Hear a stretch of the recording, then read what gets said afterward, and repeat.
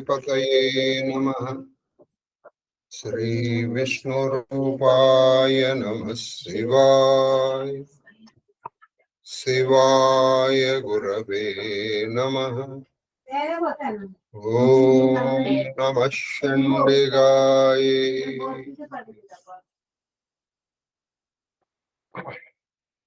नमस्ते शारदा देवी काश्मीरपुरवासिनी त्वामहं प्रार्थये नित्यं विद्यादानं च देहि मे। श्री कृष्ण शरणम। श्री कृष्ण शरणम। श्री कृष्ण शरणम। महादेव महादेव महादेव।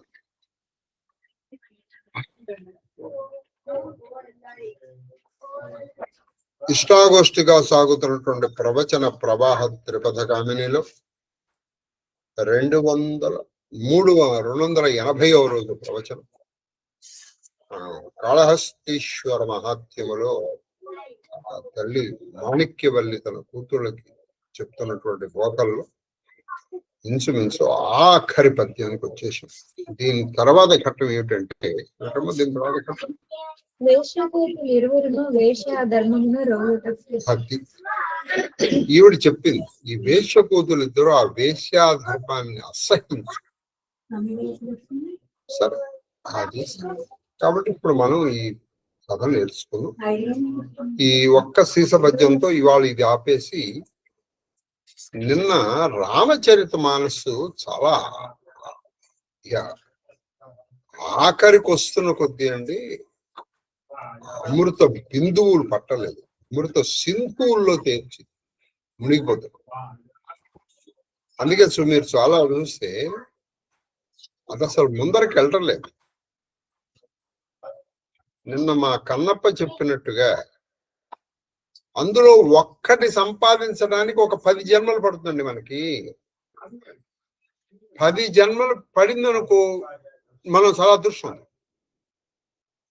ఒక 10 జన్మల్లో వాళ్ళు చెప్పిన దాంట్లో మనం సంపాదించగలిగామే అనుకోండి, మనం ఫాస్టెస్ట్ సంపాదించాం. మీరు కావాలంటే ముందర పాత్ర సంపాదించండి. పాత్ర ఏ పాత్రలో చేయాలి?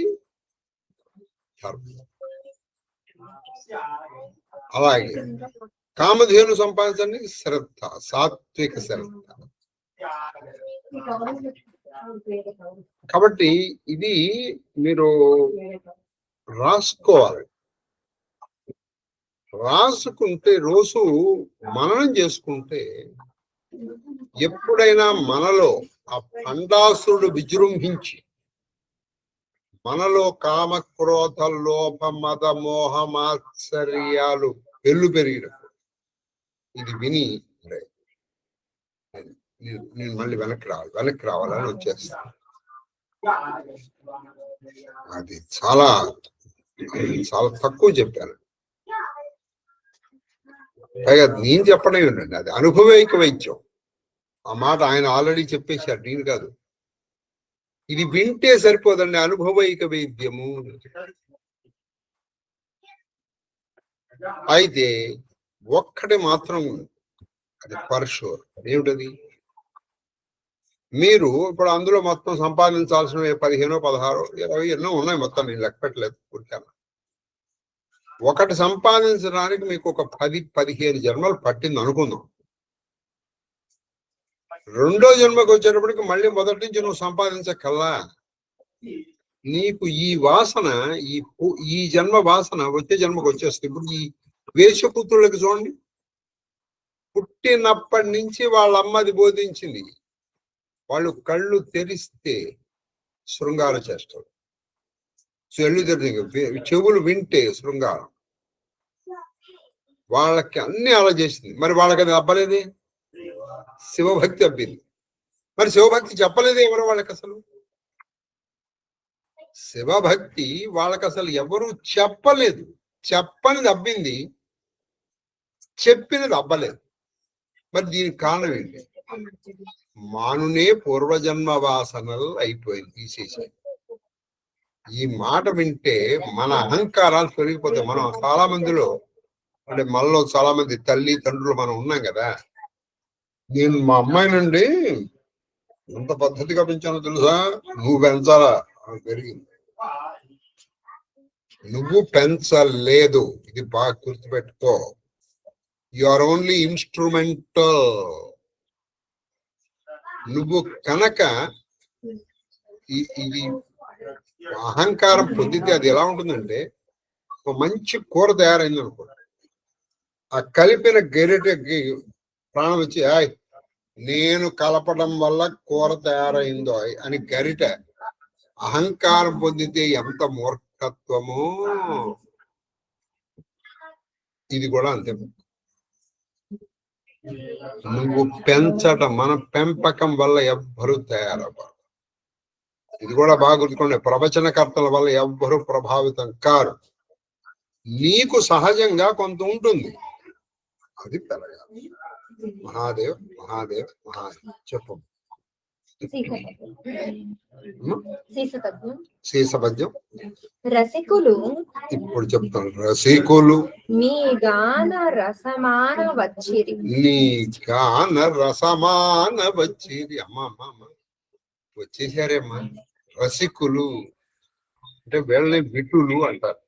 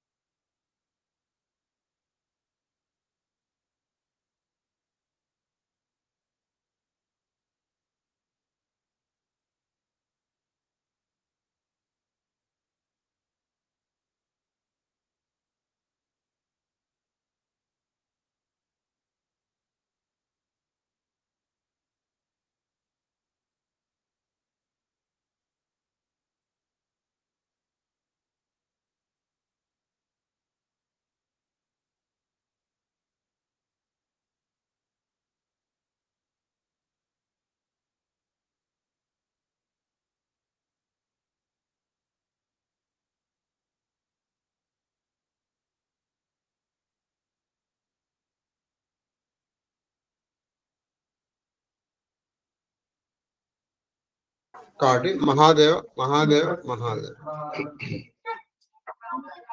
ఇప్పుడు మనము రసికులు మీ ఇది గాన రసికులు మీ రసమాన గాన రసమాన వచ్చిరి. ఏమిటమ్మా మీరు పూజలు ఏమిటే? రసికులు వచ్చారు. ఈ రసిక పదం అనేటువంటిది నిజానికి చాలా మంచి పదం అది. కానీ దాన్ని ఏం చేశారంటే దాన్ని పరువు తగ్గించేశారు. ఇప్పుడు ఉదాహరణకి మీకు ఒక సినిమా ఉంది, చాలా బాగుంటుంది ఆ సినిమా. మరి మీరు చూశారో లేదో నాకు తెలియదు, కానీ చాలా బాగుంటుంది సినిమా. ఛనక్ ఛనక్ పాయల్ బాజా అని. తన పేరు ఏంటంటే డాక్టర్ కోట్నిస్. అతను చాలా తక్కువ సినిమాలు తీశాడు. తీసిన ప్రతి సినిమా హిట్, ఎవరి సినిమా హిట్. డాక్టర్ కోట్నిస్ కి అమర్ కహాని అని, అది ఒక బయోపిక్. అసలు అప్పట్లో తీశాడు బయోపిక్. డాక్టర్ కోట్నిస్ అని చైనాకి మన దేశం నుంచి వెళ్ళి ఆఖరికి మొన్న ఇప్పుడు 2011లో ఆ కోట్నిస్ వాళ్ళ మునిమనవరాలు ఈ అవార్డు తీసుకుంది. అది అప్పట్లో తీశాడు. అతను కొన్ని సినిమాలు తీశాడు. ఏది యాదోంకి బారా, యాదోంకి ఇది పేరేదంటే దాని తెలుగులో మా దైవం అని. అది దోఆంఖే బారా, దోఆంఖే బారాతో ఒకటి, ఛనక్ ఛనక్ పాయల్ బాజీ ఒకటి. తర్వాత ఇది డాక్టర్ కోట్నిస్ నాకు గుర్తున్న సినిమాలు Shantaram, B Shantaram. And he was a hero cum director and producer. ఆయన సినిమాలన్నీ he produced himself and he directed himself and he acted. B శాంతారా.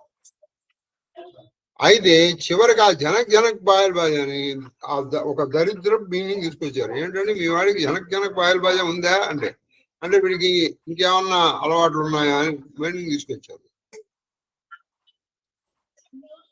అలాగే ఈ రసికత్వం అనేటువంటి పథకం ఏంటంటే ఆ రసాన్ని అనుభవించగలిగిన వాడు రసికుడు. ఊరికేదో గ్రామ్యంగా కాకుండా ఆ తర్వాత కూడా అనుభూతి పొందేటట్టు చేసేటువంటి వాడు అన్నమాట. అయితే ఈ చివరికి రసికుడు అనే పదాన్ని వీళ్ళు ఏం చేశారంటే వీటుడికి చెప్పారు. వాడు మంచి రసికుడు అండి అంటే వాడికి చాలా మందితో ఏదో సంబంధ బాంధవ్యాలు ఉన్నవాడుగా అర్థం వచ్చేసింది అప్పటిలోనే, ఇది గూర్చెడి కాలానికి. అందుకే మాట రాశాడు ఆయన రసికుడు. ఒకళ్ళ కంటే ఎక్కువ మందితో సంబంధం ఉన్నవాడినే రసికుడు అన్నట్టుగా అర్థం రాశారు. అందుకే రసికులు మీ గాన రసమాన వచ్చిరి. అమ్మ మీ గానం యొక్క రసం అంటే మీ గాన మాధుర్యం. ఒక రసం అంటే మాధుర్యం. మీ గాన మాధుర్యము ఆన అంటే చవి చూడటానికి, రుచి చూడటానికి రసికులు వచ్చారు. మా చక్కగా పాటలు పాడండి, వీణ బాగించండి.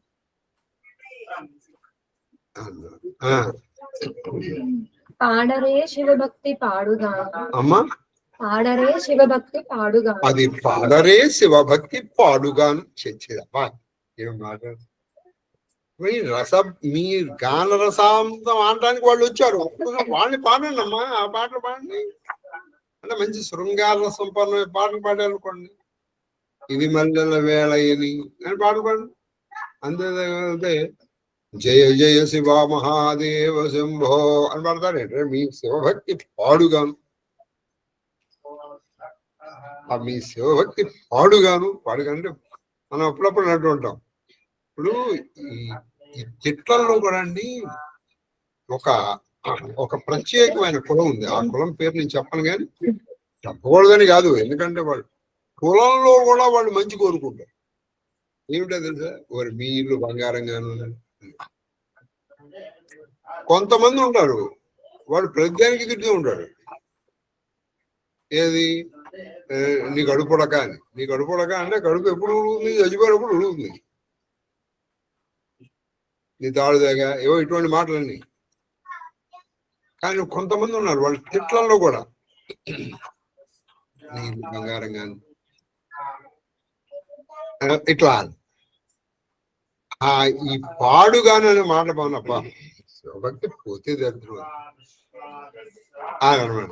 మీ శివభక్తి పాడుగాను ఈ పాటలు పాడండి అమ్మా అంటే ఇక చూడండి. ఇక ఈ చెప్పి చెప్పి చెప్పి విసుగు వచ్చింది. మొదలు ఆవిడ చెప్పే స్టైల్ మారిపోయింది చూసారు. చెప్పట్లో ఇక విసుగు వచ్చేసింది ఆ తల్లికి. జానలు మీ విలాసము చూడవచ్చు. అది జానలు, జాన, రసికుడు, విటుడు ఇవన్నీ పర్యాయ పదములుగా వాడుతున్నాడు. ఎవరైతే వేశ్య దగ్గరికి వెళ్తాడో వాడు విటుడు. కానీ ఇక్కడ అసలు నిజానికి జాన అంటే ఎవరంటే మంచి తెలివి గలవాడని. ఆ జాన నుంచి వచ్చిందే నెరజాన. నెరజాన ఇవి కొన్ని మంచి పదాలను ఏం చేశారంటే ఆ పదాలకు అర్థం మార్చారు. ఆమె మంచి జానండి అంటే ఏంటి, బాగా ఇక్కడ అక్కడ పెట్టగలిగిన అర్థం తీసుకొచ్చారు. కానీ అది కాదు అది. కానీ ఇక్కడ జాన అంటే అర్థం ఏంటంటే విటుడు, రసికుడు. జానలు మీ విలాసము చూడవచ్చిరి, చూడరే శివభక్తి చూడబోను. అబ్బా మీ జానలు మీ విలాసం అంటే మీ నడక, మీ చూపులు, ఆ విలాసం ఉందంటే అవన్నీ చూడటానికి వచ్చారేమ్మా. వాళ్ళని చూడండి. ఈ శివభక్తి చూరగోలు. శివభక్తి చూర అంటారు. చూర అంటే ఇప్పుడు మనకి ఇక్కడ కూడా ఉందండి. అరే ఏమిట్రా చూర చేసేవాడు. చూర అంటే ముక్కలు అయిపోవడం. ఇప్పుడు పడికి బెల్లం ఉందనుకోండి, దాన్ని చిన్నగా చూర చేశారు. అంటే చిన్న ముక్కలుగా చేశారని చూర అంటారు. శివభక్తి చూరగాను, శివభక్తి ముక్కలైపోను అంది పాప తల్లి. అది పల్లవులు అన్నా. ఇందులో రకాలు చెప్పాను మీకు నేను. ఏది పాంచాలురు, పల్లవులు, ఇలాంటి పల్లవులు, విటులు ఇవన్నీ ఒకళ్ళ కంటే ఎక్కువతో సంబంధం ఉన్న వాళ్ళకి పేరు ఇది. పల్లవులు మీ తోడ భాషింపవచ్చిరి, పలుకరే శివభక్తి పారిపోను. ఆహా ఏమిటమ్మా చూడండి, పల్లవులు వచ్చారు మీతో మాట్లాడండి. చక్కగా వాళ్ళతో మాట్లాడండి. చక్కగా వాళ్ళని హాయ్ ప్రియా, ప్రాణేశ్వర అని వాళ్ళని పిలవండి.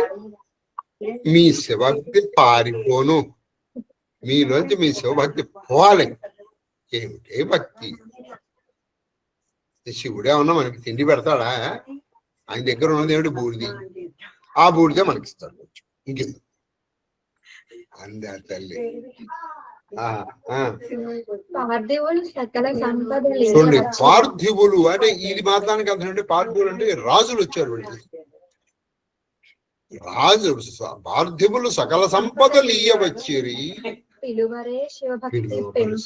అది పిలువక్తి పెంపు చరణం. పార్థివులు అంటే రాజులు వచ్చారమ్మా మీకు అన్ని ఐశ్వర్యాలు ఇవ్వడం కోసం.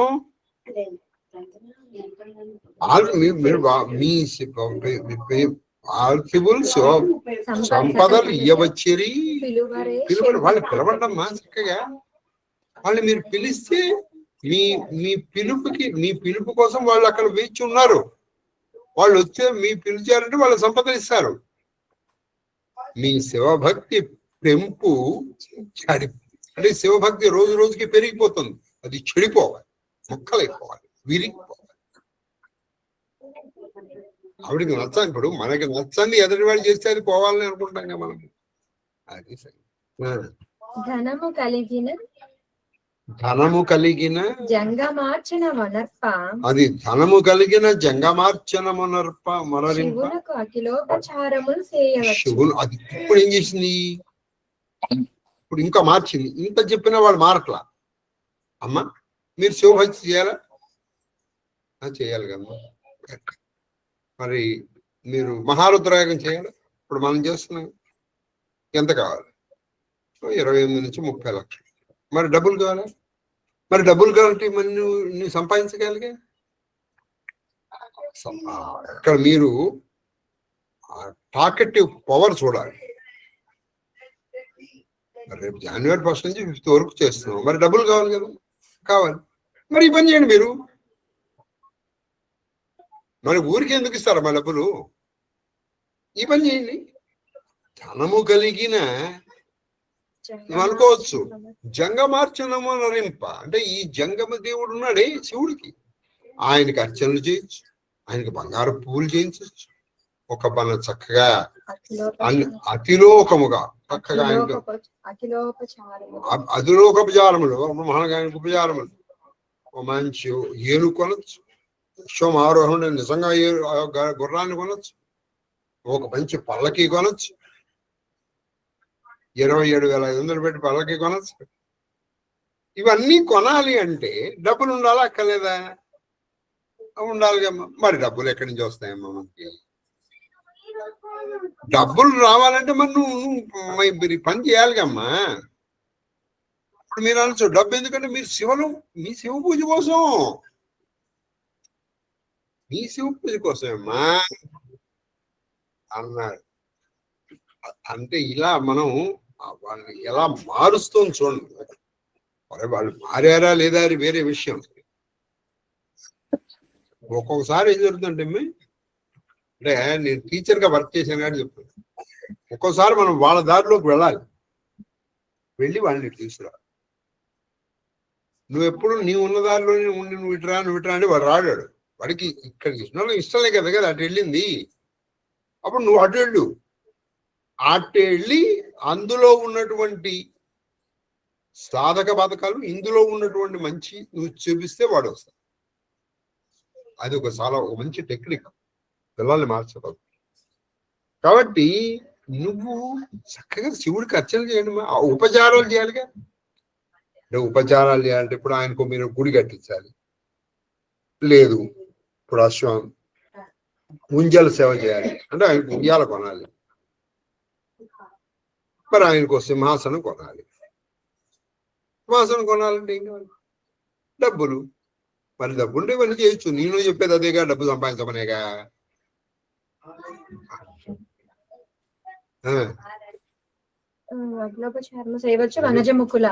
ఓ వనజముకులారా, వనజము అంటే పద్మం, పద్మం వంటి కన్నటువంటి వాళ్ళారా, నా సరివారిలోన సిరుల మెరయుచు తల ఎత్తి తిరగవచ్చు. నా సరివారులు అంటే మన వాళ్ళ అందరిలో వరక మనం తలెత్తుకుని తిరగచ్చమ్మా. ఇప్పుడు చూడండి, ఎప్పుడు కూడా ఉన్న స్థితి నుంచి ఉన్నత స్థితిలో ఉండాలనుకున్నాం కదా. మీరున్నారండి, మీరు ఒక 3-4 అన్నదమ్ములు అనుకుంటారు. మీ అందులో మీ అన్నయ్య పిల్లలు, లేకపోతే తమ్ముడి పిల్లలు, లేకపోతే అక్కయ్య పిల్లలు, చెల్లెల పిల్లలు, వాళ్ళందరూ డాక్టర్లు, ఇంజనీర్లు అయ్యారు. మీ పిల్లలు కూడా అలా చేయాలనుకోవడంలో తప్పేమన్నా ఉందా? తప్పేముంది? మనం చెప్పం రేపు పెద్దమ్మ పిల్లలు చూడరా, అప్పుడు నేను కూడా తలెత్తుకు తిరగస్తారా మనం? వాళ్ళేమో అలా డాక్టర్లు ఇంజనీర్లు అయిపోయి మీరు ఇక్కడ ఇంటర్మీడియట్ ఫెయిల్ అయిపోతే ఏమన్నా తలెత్తుకోవసరా నానా వెళ్ళారా? అలాగే వాళ్ళు ఉన్నాడు, వాడు అమెరికా వెళ్ళాడు, మనవాడు కూడా అమెరికాలో ఉన్నాడు. అదొక ఇప్పుడు మనం చెప్తున్నది ఆవిడ చెప్పింది. నాకైతే అందులో ఏం తప్ప అనిపెట్టుకోవట్లేదు. మీకెందుకు తప్ప అనిపిస్తామో నాకు తెలియదు. అది వీళ్ళు ఫాలో అవుతారా లేదా అనేది వేరే విషయం. కానీ ఆవిడ చెప్పడంలో తప్పులేదు, అలా చెప్పడం అనుకుంటే నువ్వు నీ చెప్పేది కూడా తప్పేది. నా సరివారిలో మనం తలెత్తుకుని తిరగచ్చమ్మా అని చెప్తుంది ఆవిడ. తర్వాత షోడశోపచారాలు ఏంటంటే పాద్యము, అర్ఘ్యము, ఆచమనం, స్నానం, వసనం, వస్త్రం, భూషణం, గంధం, పుష్ప, ధూప, దీప, నైవేద్యం, తాంబూల, అర్చన, స్తోత్ర, తర్పణం,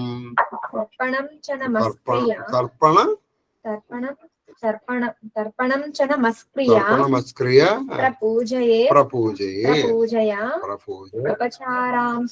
ఉపచారాంస్తు షోడశోపచారములు. ఇవి షోడశోపచార ప్రసిద్ధి. అష్టాదశోపచారములు యథా అనేది. ఇంకోచారు ఇంకొన్ని చోట్ల అష్టాదశ ఉపచారములు అంటే 18 అవి.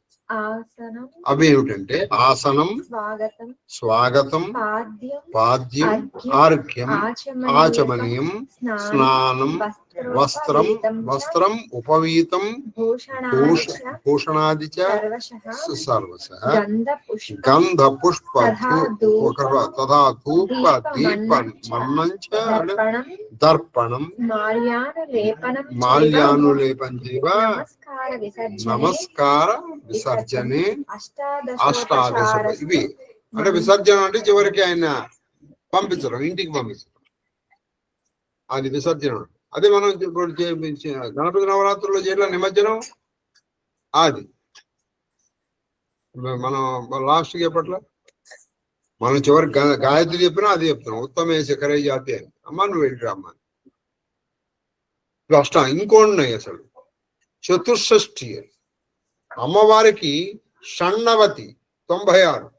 మన సువాసిని దర్శనం చేసినప్పుడు అవి చేసాం. అది అన్య ప్రకార షోడశోపచార యథా. అన్య ప్రకారం ఇంకో విధంగా షోడశోపచారాలు ఏమిటంటే ఆసనం, స్వాగతం, పాద్యమర్ఘ్యం,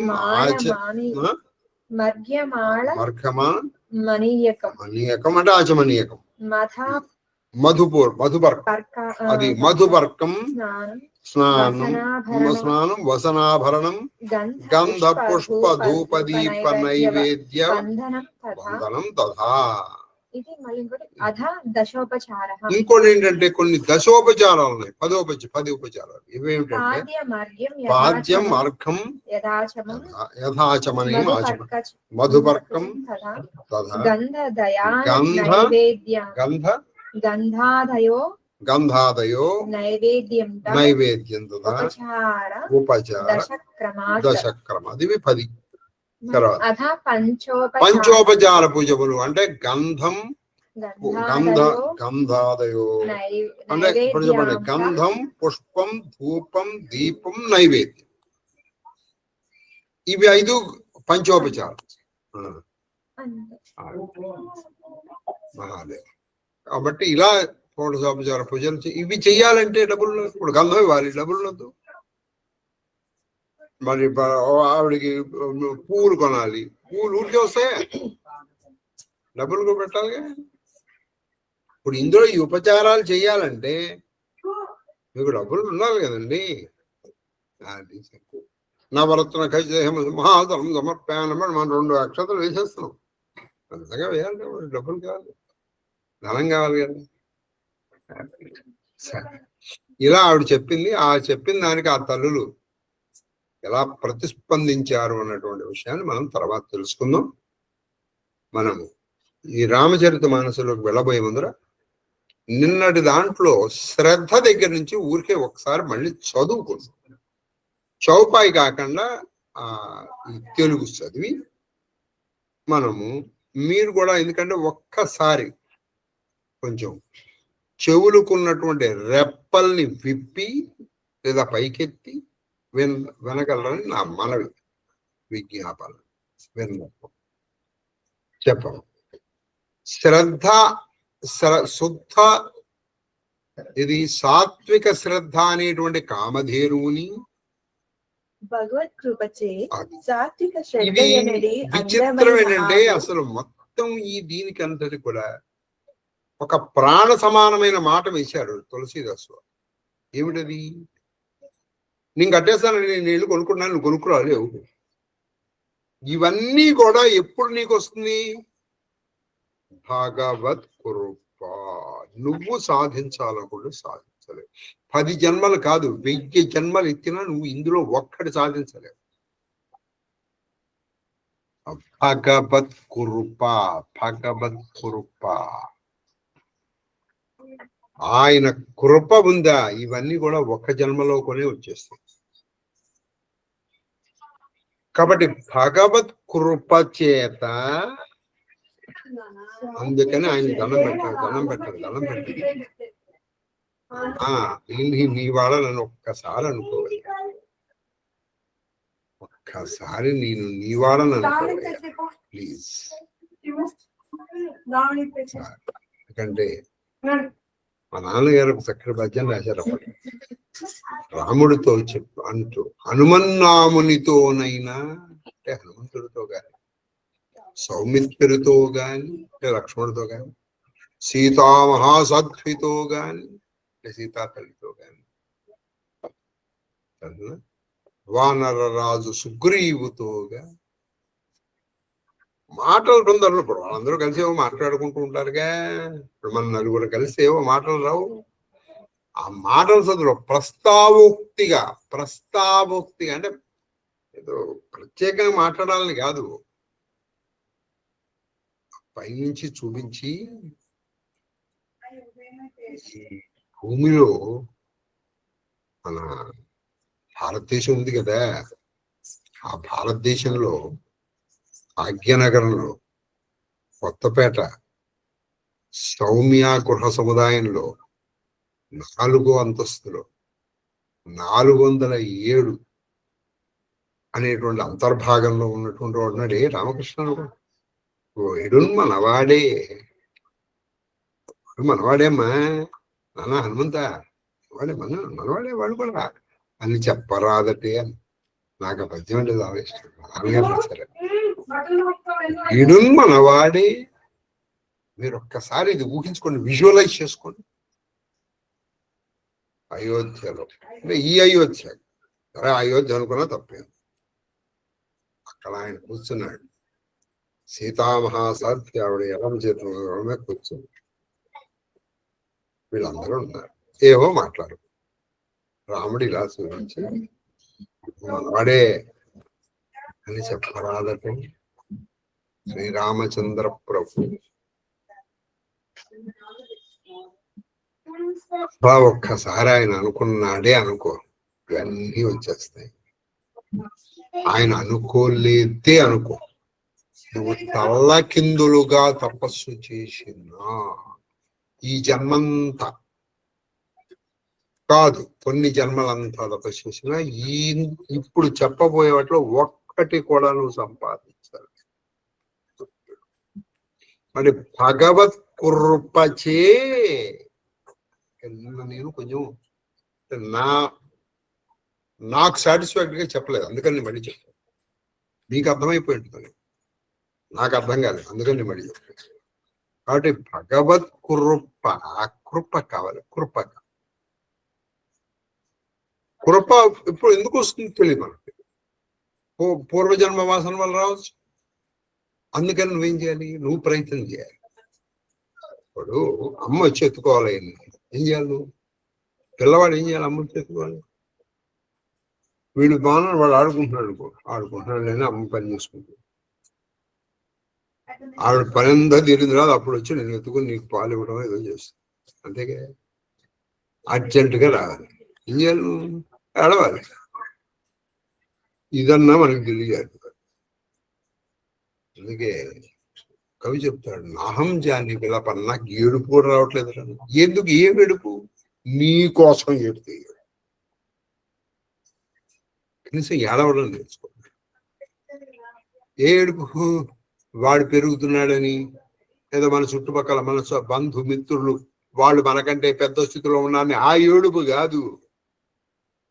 ఆ ఏడుపు చేస్తే ఉన్న స్థితి నుంచి దిగజారుతాం. పైకి మాట అంటాం దేవుడు. అయిపోయింది, ఒక రోజు అయిపోయిందంటే అర్థం ఏంటండి? మృత్యువుకి ఒక రోజు దగ్గర పడ్డాము. ఒక మృత్యు ఉదాహరణకి నువ్వు 1,00,000 రోజులు బతుకుతావు అనుకున్నావు, ఒక రోజు అయిపోయింది. ఇప్పుడు ఎన్ని? అంతకు పూర్వం వరకు 1,00,000 అంటే 6 సంఖ్యలు, ఇప్పుడు 5 సంఖ్యలు కూర్చొని 99,999 రోజులు మాత్రమే. ఒక్క రోజు కూడా నువ్వు పెంచలేవు దీన్ని. ఇప్పుడు ఈ మాట తెలిసిందనుకో, నువ్వు ఎంతో శ్రద్ధగా చదువుతావు. కాబట్టి భగవత్ కృపచే సార్చిత శ్రద్ధ అనేది అందమైన ఆవు సాత్విక శ్రద్ధ అనేటువంటి ఒక మంచి సురభి, కేవలం సురభి అంటే రామధేనుడు. హృదయమనిడి ఇంటిలో నివసించినచో అది నీ హృదయం అనే ఇంట్లో, నీ హృదయం అనే ఇంట్లో ఒక పెరట్లో ఒక ఆవు నివసించాలి. ఏమిటి అది? సాత్విక శ్రద్ధ. శ్రద్ధే కాదు, ఇప్పుడు ఈ శ్రద్ధలో కూడా మీరు శ్రద్ధాత్రయ విభాగం చదువుకోండి. రాజస శ్రద్ధ, తామస శ్రద్ధ, సాత్విక శ్రద్ధ అని 3 శ్రద్ధలు ఉన్నాయి. అదేగా శ్రద్ధాత్రయ విభాగం. కాబట్టి సాత్విక శ్రద్ధ అనేటువంటిది ఒక ఆవుని ముందర నీ హృదయంలో పెంచుకో. ఇది పెరగాలంటే కుబాత్కృప తెచ్చుకొని ఇంట్లో పెరట్లో పెట్టుకో. మరి ఆవు ఉంటే సరిపోతుందండి. ఇప్పుడు ఆవు తెచ్చుకున్నావు అంటే ఆ సాత్విక శ్రద్ధను ముందర పెంచుకో. అసలు నువ్వు జ్ఞానము సంపాదించడానికి మార్గం. ఆవు వచ్చిన తర్వాత అది వేదోక్తమైన జప తప వ్రత యమ నియమాది కళ్యాణప్రదమైన ధర్మాచరణను పచ్చని గడ్డి. అది ఇప్పుడు ఈ ఆవుకి నువ్వు పచ్చని వేసినప్పుడు ఈ ఆవుకి నువ్వు పచ్చిగడ్డి పెట్టాలి కదా, మేత పెట్టాలిగా. నువ్వు ఆవు రంగానే పాలు పితుకుతావు అనుకున్నా కదా, ముందర దానికి మేత పెట్టు. బాగా ఉందండి ఇది. ఒక్కొక్కటి ఒక్కొక్క టన్ను బరువు ఉన్నటువంటి మాట ఇది. వేదోక్తముగా నువ్వు జపం చేయాలి. నేను ఇలాగే చేస్తాను, నాకు అలవాటు. పోతావు ఇంకంతకంటే బాగుండదు. ఈ పీట మీద ఉన్నది వేదోక్తమైనటువంటి జపమే చెయ్యాలి. వేదోక్తమైనటువంటి జప తపస్సు వేదోక్తముగా చెయ్యాలి.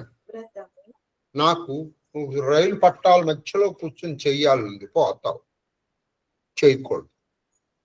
తపస్సు ఎక్కడ చేయాలో అక్కడ చెయ్యాలి. ఆ తపస్సు కూడా వేదము నీకున్నటువంటి వర్ణ ఆశ్రమ విధాయని. నువ్వు పురుష స్త్రీ, నీ వర్ణము, నీకు ఇచ్చిన స్తోత్రము, నీకు ఇచ్చిన జపం చేయాలి నువ్వు. అంతే తప్పితే వాడు చేస్తున్నాడు నేను చేస్తా అంటే, ఎలక్ట్రీషియన్ వాడు తక్కువని వాడు పట్టుకుంటాడు. ఎలక్ట్రీషియన్ నువ్వు పట్టుకో చచ్చావు. కాబట్టి వేదోక్తమైనటువంటి జప తపము వ్రతము, అంతేకాదు యమ నియమాసనాదులు కూడా వేదోక్తం చేయాలి. యమము అంటే పెట్టుకో. నేనంటే ఇవాళ నుంచి నియమం పెట్టుకున్నాను. ఏమిటంటే నేను మంచి నీళ్లు కూడా తాగకుండా 8 రోజులు ఉంటాను. నీకెక్కడ చెప్పాడు ఈ పద్ధతి? నీకెక్కడ చెప్పాడు ఈ పద్ధతి? వ్రతము ఉపవాసము చేయడానికి ఒక పద్ధతి చెప్పారు నీకు. ఆ పద్ధతిలో నువ్వు చెయ్యాలి. చెప్పాను కానీ ఒక్కొక్కటి ఒక్కొక్క టన్ను బరువు ఇది. అలాగే నువ్వు నియమాలు పెట్టుకున్నప్పుడు కూడా అదే. నేను రాత్రి 11ంటికి లేచి అప్పుడు స్నానం చేసి 3:30 వరకు జపం చేసి అప్పుడు పడుకుని పొద్దున్నే నేను 11ంటికో లేస్తాను అని నియమం పెట్టుకున్నావు అనుకో. అది భూత ప్రేత పిశాచాలు చేసేస్తాయి, నువ్వు చేయకూడదు. అందుకే పెద్దల ద్వారా గురువుల ద్వారా విధింపబడిన నియమాలు నువ్వు పెట్టుకోవాలి. నా ఇష్టం వచ్చిన నియమాలు పెట్టుకుంటా నువ్వు పోతా అంటే ఇదైపోతాడు వాడు. కాబట్టి వేదము, ఆ పెద్దలు ఏం చెప్తారు? వేదం ఏం చెప్పిందో అది చెప్తారు నీకు. వాళ్ళు ఇష్టం వచ్చింది చెప్పరు నీకు. ఏ రోజుల్లో నువ్వు ఉపవాసం చేయాలి, ఏ రోజుల్లో ఉపవాసం చేయకూడదు వాళ్ళు చెప్తారు. ఇప్పుడు మొన్న ఎప్పుడో నేను చెప్పాను, నువ్వు ఒక పెళ్ళింటికి వెళ్ళావు, అవాళ శనివారం, నువ్వు తినకూడదు. పెళ్ళింట్లో నువ్వు ఉపవాసం చేయకూడదు. పెళ్ళింట్లో నువ్వు ఉపవాసం చేస్తే వాళ్ళు పోయినట్లు లెక్క. నేను ఉపవాసం, నీ ఉపవాసం ఇప్పుడు వెళ్ళకు మాకు అక్కడికి. అక్కడ నువ్వు వెళ్ళకు. నాకు అక్కడికి వెళ్ళి అక్కడ నువ్వు ఈ ప్రచారం ఎందుకు నీకు? అక్కడ నేను ఉపవాసం వాళ్ళు పెట్టింది తిను. గురువు గారు నీకు ఏదైనా ఇచ్చారు, వెంటనే నాకు వద్దండి, అది ప్రసాదాన్ని తిరస్కరించినట్టు. హనుమంతుడంతటి వాడు మైనాకుడు ఇస్తే ఆయన నిన్ను ఇలా పట్టుకుని పెడుతున్నాను మళ్ళీ. ఎందుకని అన్నం ఎవరైనా మొట్టమొదటిసారి రోజులో మొట్టమొదటిసారి ఇస్తే 4-5 సార్లు వద్దంటే ఆ రోజు నీకు అన్నం పుట్టదు. కాబట్టి జపము, తపము, వ్రతము ఎలా చేయాలండి? వేదోక్తముగా యమ నియమాసన, ఇవన్నీ నువ్వు ఈ సాత్విక శ్రద్ధకి పెట్టే పచ్చి గడ్డి చక్కగా వేస్తే అది బలిష్టంగా తయారవుతుంది. అప్పుడు ఆ శ్రద్ధ పటిష్టం అవుతుంది అన్నమాట నీలో. అసలు నీకు అందులో అసలు శ్రద్ధ రావడమే కష్టం. వచ్చినటువంటి ఆవును నువ్వు సరిగా పెట్టకపోతే అది ఒక ఇరిగిపోతుంది. అది ఎలా ఉంటుందంటే, వాడు ఈ రాజులకి ఒక చిన్న కథ, అంటే కొంచెం ఆట విడుపు కోసం శ్రీకృష్ణదేవరాయలు పిలిచాడు అందరినీ. అది పని పాట లేదు, ఇగో మీ అందరికీ ఒక పిల్లిని ఇస్తున్నాను, దీన్ని బాగా మేపినటువంటి వాడికి నేను ఫస్ట్ ప్రైజ్ ఇస్తాను. మరి మేపాలంటే వాళ్ళకి అందరికీ ఆవు. సరే ఇచ్చాను. సరే వీళ్ళందరూ తీసేయారు. ఈ తెనాలి రామకృష్ణ కూడా వివరించారు. ఆయన గొళ్ళు వండిపోయారు. ఈ ఆవు పాలు తీసుకెళ్ళి నేను పిలిగిపోయాలే అనుకున్నాడు. సరే మొదటి రోజున మాత్రం ఆవు పాలు వెతికాడు. దాన్ని ఎలా పెట్టాడంటే అసలు మామూలుగా కాదు. అక్కడ పాలుంటే ఇక్కడికి ఆ సెగ కొట్టేట్టు పాల్చాడు.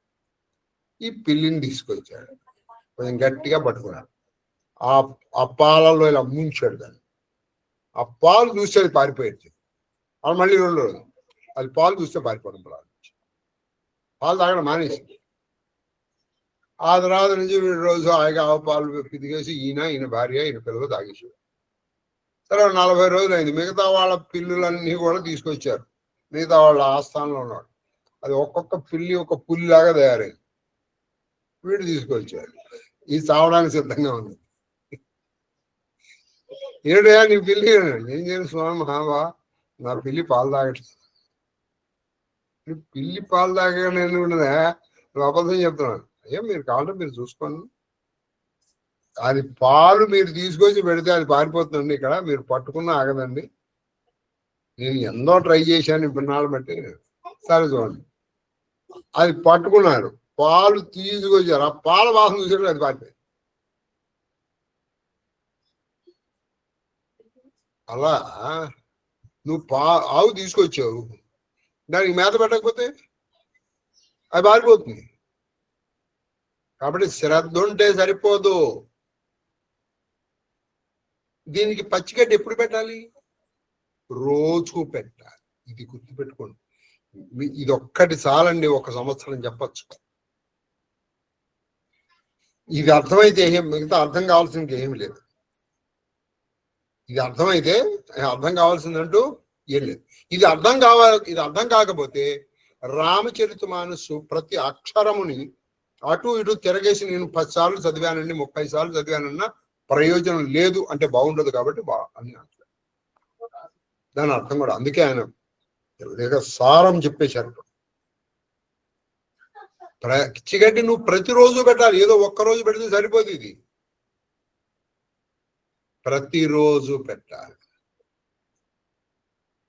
ఆ ప్రతిరోజు ఎలా పెట్టాలి? శ్రద్ధగా పెట్టాలి. అది ఇంకా ఎలా పెట్టాలి? వేదోక్తముగా పెట్టాలి. పెట్టి కళ్యాణమైన ధర్మాచరణ కళ్యాణం అంటే ఏంటి? ఇది అందరికీ మేలు కలిగించాలి. నువ్వు చేసేటువంటి వ్రతము, జపము, తపము, నియమం. అంతేగాని ఎదటి వాడికి బాధ కలిగించేది, నిన్ను నువ్వు బాధ కలిగించే దాన్ని తపస్సుని ఏమని పిలుస్తారంటే తామస తపస్సు అంటారు. నీ శరీరాన్ని ఇబ్బంది పెట్టేసి నేనండి వాళ్ళు కొంతమంది వాళ్ళు చేస్తుంటారు. అలా చేయమని ఎవరు చెప్పలా. నీ శరీరమును ఇబ్బంది పెట్టి చేసేదాన్ని కళ్యాణము కాదు. కళ్యాణం అంటే మంచిది, నీకు శుభం కాదు. అది నీకు శుభమైనటువంటి జపము, తపము, వ్రతములు కూడా, వ్రతములు కావచ్చు, యమము, యమనియమాసనం ఇప్పుడు ఉన్నాయి సార్. నువ్వు చూసుకో. ఇప్పుడు ఉదాహరణకు నువ్వు రాత్రి 1 గంట వరకు చేస్తావయ్యే, బ్రాహ్మీ ముహూర్తంలో లేచి ఇప్పుడు మీకు ఎగ్జాంపుల్ చెప్తాను. రామానుజన్ మహానుభావుడు, మ్యాథమెటిషియన్. ఆయన ఇంగ్లీష్ చనిపోయాడు చెప్పండి, మీకు తెలుసా? ఆయన మంచి బ్రాహ్మణుడు. లండన్ లో ఎలా ఉంటుంది, ఈ నదిలో, థేమ్స్ నదిలో స్నానం చేయడానికి వెళ్ళేవాడు. రిజల్ట్ ఏమైంది? He was dead. కాబట్టి అక్కడ ఉన్న పరిస్థితులను బట్టి నువ్వు చెయ్యి, తప్పకుండా తప్పలేదు. నీకు అవకాశం ఉన్నప్పుడు కూడా నువ్వు చేయకపోతే తప్పది. అవకాశం లేనప్పుడు కూడా నేను ఏమైనా సరే చేస్తానంటే నువ్వు చేస్తే చేస్తావు. ఇక తర్వాత చేయడానికి ఉండవు. నువ్వు తర్వాత నువ్వు చేస్తే ఇక మహాదేవ, తర్వాత ఇక నువ్వు చేయడానికి ఉండవు, నీకు చేస్తారు. ఏమిటి అని చేస్తే అది చూడు. కాబట్టి కళ్యాణకరమైనటువంటి, మంగళప్రదమైనటువంటి నీకు, నీ కుటుంబ సభ్యులకు, నీకు నీ కుటుంబ సభ్యులకు మేలు కలిగించేటువంటి జపము, వ్రతము, తపము, ఆ వెలజలి యమ నియమాసనాలు అలా పెట్టుకోవాలి. అది పచ్చగడ్డి. అప్పుడు ఈ ఆవు బలిష్టంగా తయారైన తర్వాత పచ్చగడ్డిని మేసినప్పుడు ఆస్తిక భావములనేది దూడలను పొంది అప్పుడు ఏం జరుగుతుంది? ఈ ఒక నిమిషం తల్లి, నువ్వు నెమ్మదిగా వద్దు, నువ్వు చదువుకో, నువ్వు ఆపు. కరెక్ట్. అయితే ఏం జరిగిందంటే ఆ సెంటెన్స్ వాడు ఇప్పుడు లాస్ట్ వరకు చెప్తాడు, నేను ఎక్కడ గుర్తుపెట్టుకోవద్దు, ఆగా.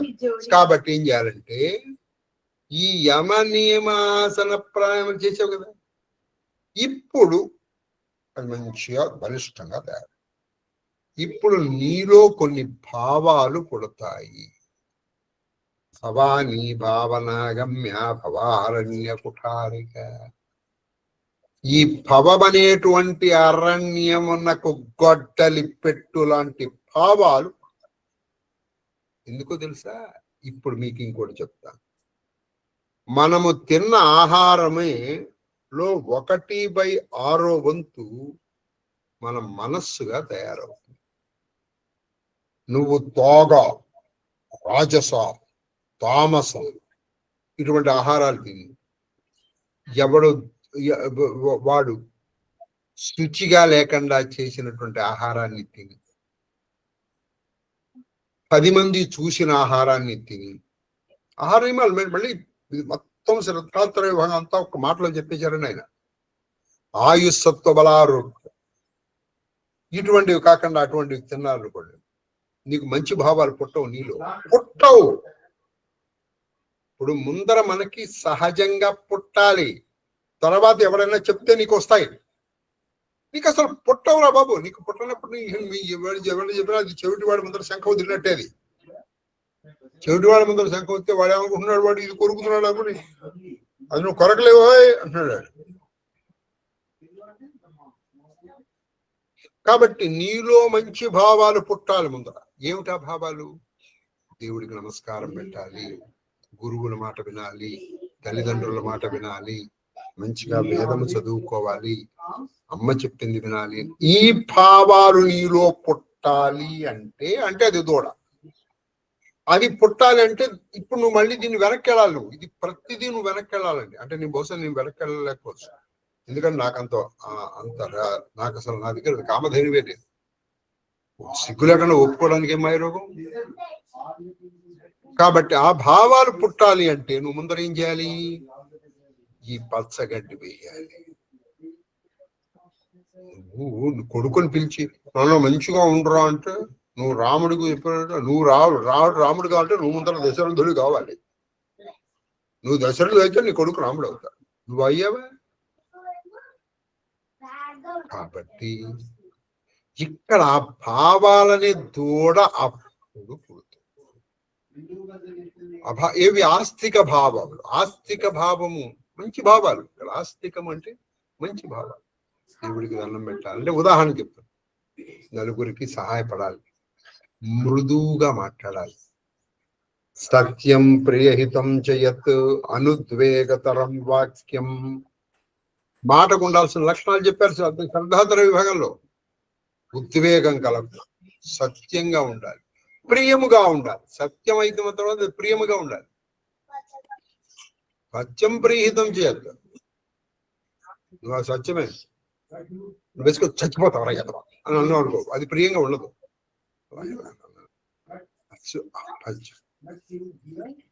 అది ప్రియముగా ఉంది, సత్యమై ఉండాలి. ఇప్పుడు ఉదాహరణకి ఏం పడలేదురా తినేరా, ఇది వాడికి ప్రియముగా ఉంటుంది, కానీ అది సత్యం కాదు. మాటకు ఉండాల్సిన ఉద్వేగం ఉండకూడదు. అటువంటి మాటలు మాట్లాడాలన్నా పెద్దల మాటలు వినాలని. బుద్ధి అంటే ఇక్కడ చెప్పాలి, భావం అంటే బుద్ధి పుట్టాలి అంటే ఇప్పి నువ్వు పెట్టాలి. పెట్టేవారు మనసుకి ప్రతి వాడు యాసిడ్ టెస్ట్ చేసుకోవాలండి. ఇది అర్థమైంది అనుకోండి. అది ఎలా ఉంటుందంటే మెత్తటి పాట చెప్పు పెట్టి కొట్టినట్టుగా ఉంటుంది. మెత్తటి పాట చెప్పు పెట్టి ఇదే ఆలోచిస్తే లేదనుకోండి, చెప్పింది మళ్ళీ చెప్తున్నాడు పాపం పిచ్చోడు, నన్ను అర్థం కాదు అందుకని మళ్ళీ చెప్తున్నాడు అని అనిపిస్తుంది. ఆ పాపము పుట్టాలి అంటే ఏ భావం? దూడ. ఈ దూడ నీకు పుట్టాలి అంటే ముందర నువ్వు ఈ పచ్చిగడ్డి పెట్టాలి. ఈ పచ్చిగడ్డి పెట్టడానికి ముందర ఆవు ఉండాలిగా. ఎప్పటికప్పుడు నువ్వు ఇలా వెనక్కి వెళ్తూ ఉంటే, ప్రతిరోజు నువ్వు చేసుకుంటే ఎప్పటికైనా ఏ ఒక్కటిలైనా సాధించాలనే బుద్ధి ఈ జన్మలో పుట్టవచ్చు. అసలు సాధించాలనే బుద్ధి పుట్టవచ్చు. సాధిస్తామని నేను చెప్పట్లా, మీరు ఆల్రెడీ సాధించవచ్చు. నాకు అందుకోసం ఇది నా కోసమే మాత్రమే నేను చెప్పుకుంటున్నాను, ఎప్పటి కోసం చెప్పట్లేదు. చదివే ఆవిడ కోసం చెప్పట్లేదు, వినే మీకోసం చెప్పట్లేదు, ఇంకెవరి కోసం చెప్పట్లేదు, నా కోసం.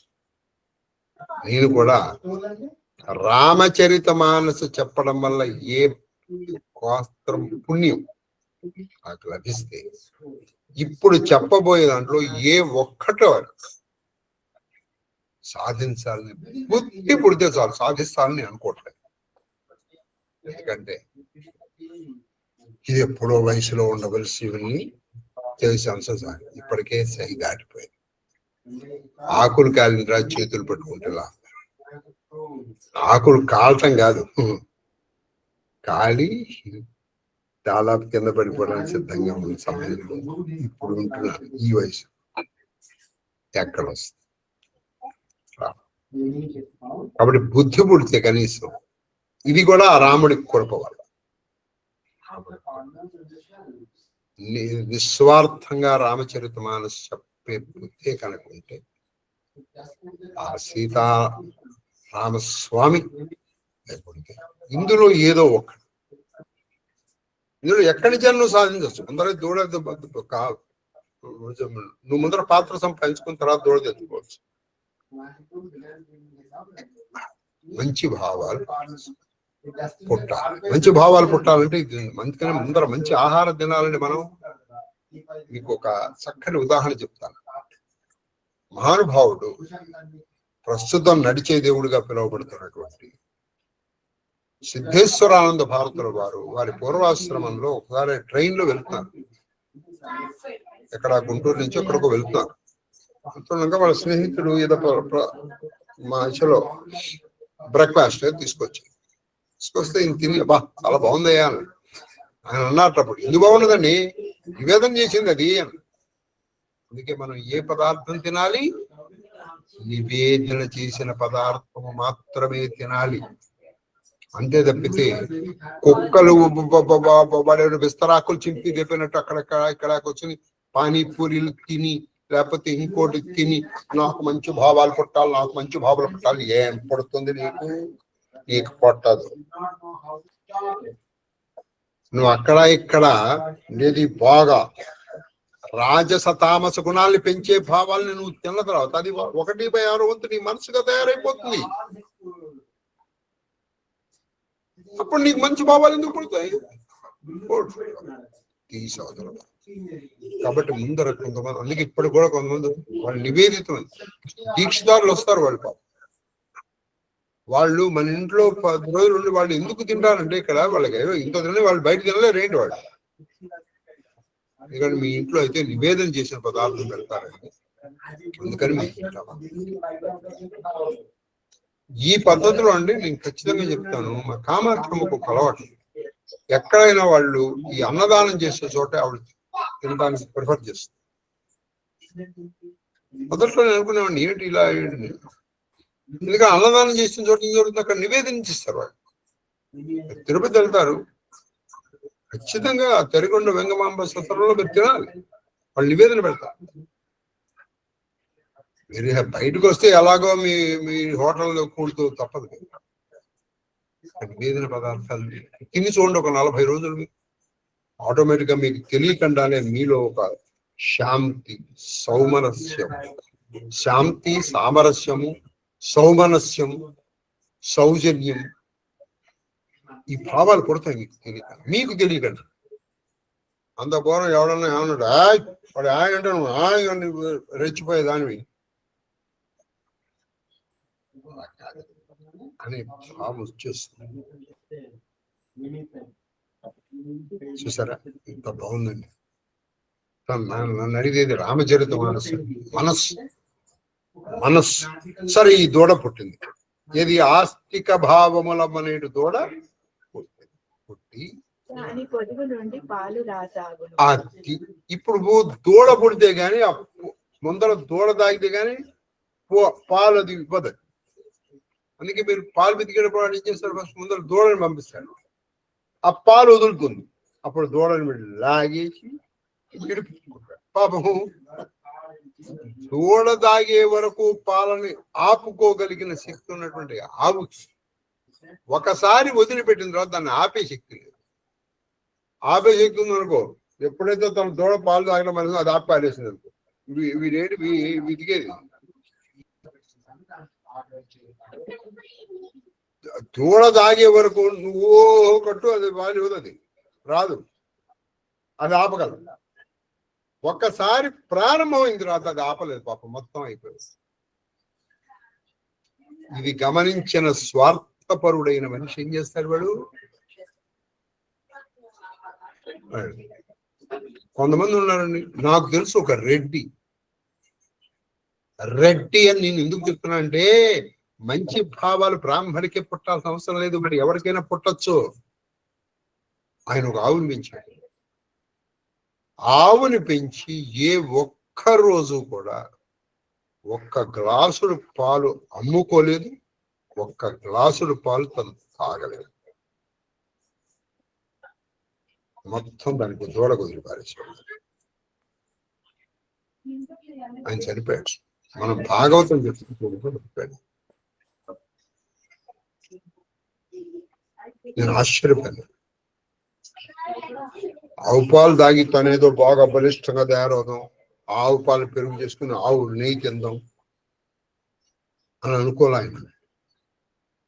చక్కగా దానికి కావాల్సిన ఆహారం దొరికాడు, మొత్తం పాలని ఆ దూడ ఎంత తాగలితే అంత తాగేది. మిగతా అలా వదిలిపెట్టేశాడు, కానీ ఆయన తాగలేదు. బై క్యాస్ట్ ఎవరండి ఆయన? రెడ్డి, బ్రాహ్మడు కాదు. మంచి భావాలు ఉండడానికి నీ కులం అడ్డు కాదు, మంచి భావాలు ఉండడానికి నీ కులం అడ్డు కాదు.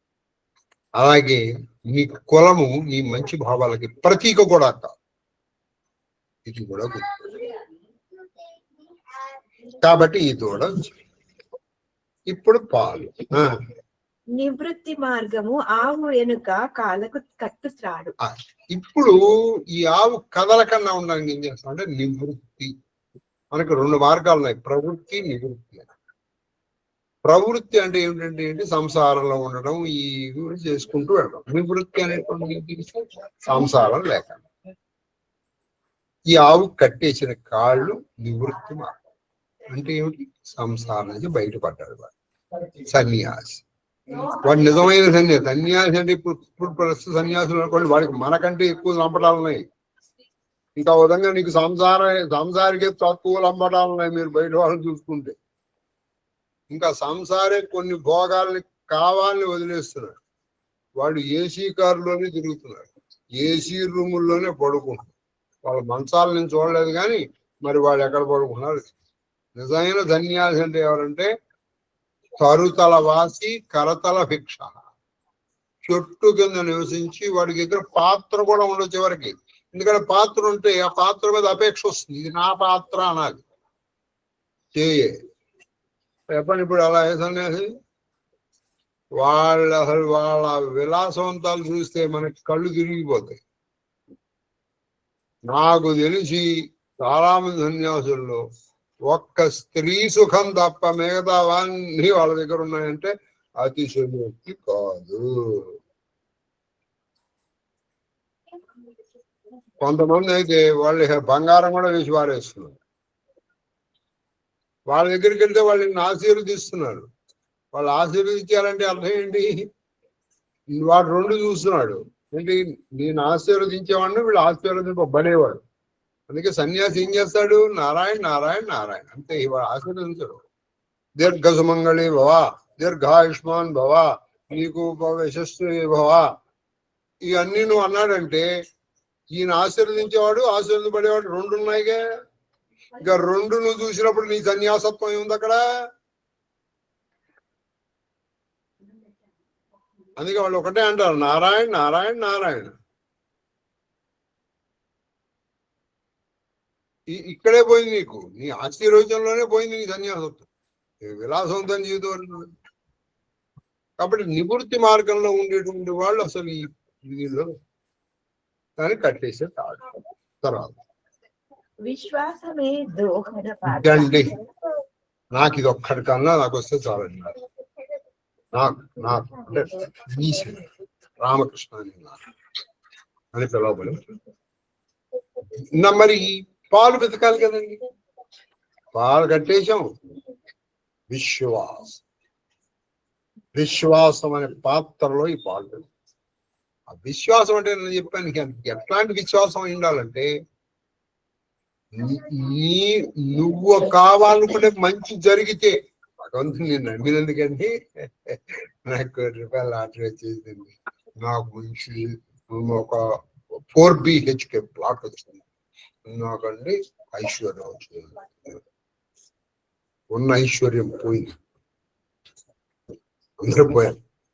మహాదేవుడి దయవల్లండి చక్కగా కాలు విరిగింది అనుకున్నావు. మహాదేవుడి దయవల్ల కాలు విరిగింది. హాయిగా ఒక చోట కూర్చుంది, ఎక్కడే కదలేకని. నువ్వు ఏది జరిగినా అందులో మంచి చూస్తావు. మంచి జరిగితే కాదు, నీకు జరిగిన ప్రతిదీ మంచిది అనుకుంటావు. ఇది విశ్వాసం. విశ్వాసము అనగా మరి ఒక్క మాట చెప్తున్నాను, నీకు జరిగిందే మంచిగా. ఉదాహరణకి నీ మాట వినేటువంటి పిల్లలు వచ్చారు, వినని పిల్లలు వచ్చారు. మహాదేవుడి దేవుడు హాయిగా మాటలు వినని వాళ్ళు వచ్చారండి, కాబట్టి నాకు వాళ్ళ మీద ప్రేమ పోయింది. అంతేగా, ఇది లేదు నీకు. చక్కగా నాకు శిష్యులు ఎటువంటి వాళ్ళు దొరికారంటే ఎట్టామంటే తట్టామనే వాళ్ళు దొరికారండి. ఆ పిల్ల అదే ఊహించింది, అందుకే మనం వస్తుంది వీళ్ళు నెక్స్ట్ ఇదే చెప్తానని ఊహించి ఎట్టామంటే తట్టాం హాయిగా. కాబట్టి ఇప్పుడు నాకు ఎవరి మీద అని నేను అనుకోగలిగినప్పుడే నిజమైన విశ్వాసం. అది నాకు రావాలని ఇంకో. ఎందుకంటే మరి ప్రతిసారి అడుగు మడుగు దొరికే శిష్యులు దొరికారు అనుకున్నాం. వాడు ఎప్పుడో ఏదో పొరపాటున నా దండం పట్టకుండా వెళ్ళిపోయండి అని ఫోన్ చేస్తాను. అక్కడి నుంచి వాళ్ళు ఏదో అంటారు, నేను ఇంకోటి ఇంకేంటి. కాబట్టి నీకు ఏది దొరికినా భగవంతుడి మీద విశ్వాసం చేయి. అటువంటి వాడు ఎవరైనా ఉంటే ముందర నువ్వు పాత్ర సంపాదించు. అరే దేను చాలా బయట విశ్వాసం అనే పాత్రలో దోహన పాత్ర, పాలు తీయడానికి గిన్నె. తర్వాత నిర్మలమైన మనసే పాలన పితికేడు దాసుడు. దోక్త. మీరు గీతాచార్యుడు చెప్తారు, మరి పాలు ఒక పాలేరు కావాలి. ఈ పాలు పితికే పాలేరు ఎవరయ్యా అంటే నిర్మాణ భాషలో చెప్పాలంటే నిర్మలమైన మనస్సు, అంటే మాలిన్యము లేని మనస్సు. అంటే మనస్సు ఎప్పుడు స్వచ్ఛంగా ఉంటుంది. వీడు మొన్న నేను అడిగింది ఇవ్వలేదు, వాడు మాత్రం కొనుక్కున్నాడు అని అనుకోవడం. ఇంకేం ఇక్కడ వాడు మంచి అనుకోడు, నాకు ఇచ్చాడు, నీకు ఇచ్చాడు కాబట్టి ఇవాళ మంచివాడు, రేపు ఇవ్వలేదు అంటే మనం తెలుగులో సాగుతుంది, పెడితే పెళ్ళి లేకపోతే ఇంకోటం. నీకు వాడు మంచి, ఎప్పటి వరకు వాడు నీకు మంచివాడు? పెట్టినాడు. ఇక నువ్వు పెట్టి నువ్వు మంచిదనం ఎన్నాళ్ళు సంపాదించుకుంటావండి. అది గురువు కావచ్చు, తండ్రి కావచ్చు, మిత్రుడు కావచ్చు. సహజంగా నువ్వు మంచి అనిపించుకోవాలి. తప్పితే పెట్టి మంచి అనిపించుకోవాలి అని అనుకుంటే నువ్వు మొత్తం ఆస్తి తీసుకొచ్చిన నాడే నువ్వు మంచివాడివి, నువ్వు ఆ మర్నాడే నువ్వు మళ్ళీ చెడు అయిపోయింది. దానికి నువ్వు నాకు మంచి బంగారపు ఏదో చేసావు, చేంజ్ చేయించావు. ఎప్పటి వరకు? ఈ చైన్ ఉన్నంత వరకు కాదు, ఇవాళ్లే మళ్ళీ రేపటిగా పోయింది. రేపటికి పోయింది అది ఆ మంచిదనం. కాబట్టి పెట్టి నువ్వు మంచి అని అనిపించుకోవాలనుకుంటే నీ జీవితం మొత్తం అక్కడ రాసిచ్చిన నువ్వు మంచి అని అనిపించుకో, నీ జీవితం. కాబట్టి ఇది ఒక ప్రిన్సిపల్ గుర్తుపెట్టుకోండి. సహజంగా నువ్వు మంచి అని అనిపించుకోవాలి. కాబట్టి నిర్మలమైన మనస్సు. ముందర పాలేరుని పెట్టుకోవయ్యా, పాలేరుని జీతం ఇవ్వాలి కదా. ఆ జీతం ఏంటంటే నిర్మలమైన మనస్సు. తర్వాత సోదరా, ఈ విధముగా పరమ ధర్మమయ క్షీరములను పితికి ఇప్పుడు ఒక నిమిషం. ఇప్పుడు వాడు పితికాడు. ఏం పితికాడండి? పాలు వచ్చాయి. ఏమిటా పాలం? పరమ ధర్మము. నీ విశ్వాసం అనే పాత్రలో వచ్చిన పాలే ధర్మం. ఆ ధర్మం అనేటువంటి పాలని పితికి ఇప్పుడు పాలు వచ్చేసాయి. ఇప్పుడు వచ్చిన పాలని ఏమిటా పాలు? ధర్మం. ధర్మం రాదా? ఈ ధర్మమే ఇది ఒక పెద్ద సబ్జెక్ట్. కుటుంబంలో ఇప్పుడు ఉదాహరణగా ఉన్నాం, ఒక భార్య, తల్లిగా, ఏదన్నా వృత్తి ఉందనుకోండి, వృత్తిగా, లేదా గురువుగా, శిష్యుడిగా. ఈ శిష్యుడు గురువు అయితే మళ్ళీ ఆయన గురువుగా మనం అనేక పాత్రలు పోషిస్తున్నాం. మనం ఆ పాత్రోచితమైనటువంటి ధర్మాలు, మళ్ళీ దీనికి సంబంధించిన అన్ని ధర్మాలు ఉంటాయి. ధర్మాలు చూసుకుంటూ వృత్తి ధర్మాలు, కుటుంబ ధర్మాలు, మన మామూలు స్త్రీ ధర్మములు, పురుష ధర్మాలు. ఈ ధర్మం అనేటువంటి భావాలను పితికి నిష్కామ భావమనడి మంటపై బాగుగా ఇప్పుడు పాలు ఉంటే సరిపోగా, పచ్చి పాలు తాగలేం కదండి. పాలని ఏం చేయాలి? వెచ్చం చేయాలి, అంటే పొంగించాలంటే ఏం కావాలి? నీ దగ్గర మంట కావాలి. ఆ మంట ఏమిటంటే నిష్కామ భావము. నిష్కామం. నేను ఎంత ఆసనం చేస్తున్నాను, ఏమీ లేదు, చేస్తున్నాను, చెయ్యాలి, చేస్తున్నాను, చెయ్యవలను కాబట్టి చేస్తున్నాను. నువ్వు ఏదన్నా ఈ పని కావాలని చేసావు, అది సకామం. కాబట్టి నిష్కామం అనేటువంటి కామంతో చేయాలి. నిష్కామం అనే మంట మీద ఈ ధర్మాన్ని పెట్టి నెమ్మదిగా, పాలు చక్కగా వెన్న రావాలనుకోండి, మీరు ఏం చేయాలి తెలుసా? సన్న మంట మీద దాన్ని కాల్చాలి. మీరు హైలో పెట్టి కాల్చేసారు అనుకోండి, వెన్న రాదు. అందుకని సిమ్ములో పెట్టి కాయాలి. కాబట్టి అది ఎలా ఉండాలి? నువ్వు రోజు చెయ్యాలి. అంతేకాని ఒకరోజు 6 గంటలు చేసేసి మర్నాడు 10 రోజుల వరకు ఏం చేయకుండా ఉండకూడదు. అది హైలో పెట్టు. రెగ్యులారిటీ ఉండాలి, పంక్చువాలిటీ, అది నిష్కామం. అది కానీ ఎన్నిక చేయాలని చేస్తున్నాను.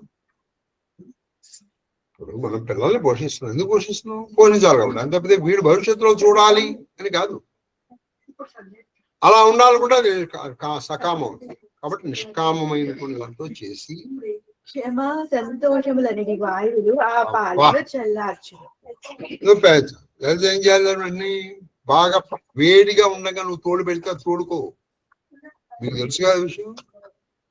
అది చల్లార్చాలి, బాగా పొంగే. ఇప్పుడు దాంట్లో ఏం చేయాలని? చల్లారిన తర్వాత దాన్ని చేయాలి. అవేమిటవి? క్షమ. రెండోది సంతోషం. క్షమ అంటే సహనం. మీరు అందుకే సహనా భవతు సహనౌ భునత్తు. యాదేవి శాంతి రూపేణ సంస్థ. క్షాంతి అంటే సహనం. సంతోషం అంటే ఎప్పుడు తృప్తిగా ఉండాలి. అప్పుడు ఈ పొంగిన పాలు నెమ్మదిగా చల్లాలి. చల్లారిన పాలు ఇప్పుడు నువ్వు తోడు పెట్టాలి. దీంట్లో నువ్వు ఏం చేయాలి? ధైర్యము శమం అనే ఒక పెరుగు, 2 పెరుగు చుక్కల్ని కలపాలి. పెరుగు చేయాలంటే కొంతమంది ఇలా గ్లాస్ తో పెరుగు పోసేస్తారు. పోయకూడదు. మా ఇంట్లో బాగుండదు. ఆవిడ ఏం చేసినట్టే ఒక చిన్న గడ్డిపోస తీసుకుంటాం. లిటరల్లీ గడ్డిపోస ఇలా పెరుగులో ముంచి, అదే జరువులో మజ్జిగలోనూ ముంచి మళ్ళీ పాలలో ఇలా ముంచేసారు. అంతే. నువ్వు ఎంత తక్కువ చేస్తే అంత గట్టిగా పడుతుంది. ఇది ఎక్కువ పోసామనుకో అది గట్టి పడదు. సరే, కొంతమంది వాళ్ళు ఏం చేస్తారంటే వేలు వాడేస్తారు. ఈ వేలు దీంట్లో ముంచి మళ్ళీ దీంట్లో ముంచేసి పెట్టారు. వేలు కంటే గడ్డిపోదు బెస్ట్. ఒక దర్భపొల్ల తీసుకుని ఇందులో ముంచి దీంట్లో ముంచేసి. ఏమిటయ్యవి? ధైర్యము శమము. ధైర్యము, ధైర్యం అంటే ఏంటంటే ఏదో మనం రాత్రి 12 గంటలకు శ్మశానంలో మధ్యలో కూర్చొని చెప్పడం కాదు. ధీర సమర్చిత. ధీరం. ఏ పరిస్థితులు నిన్ను పేడకడు, నిన్ను కదల్చలేమన్నమాట.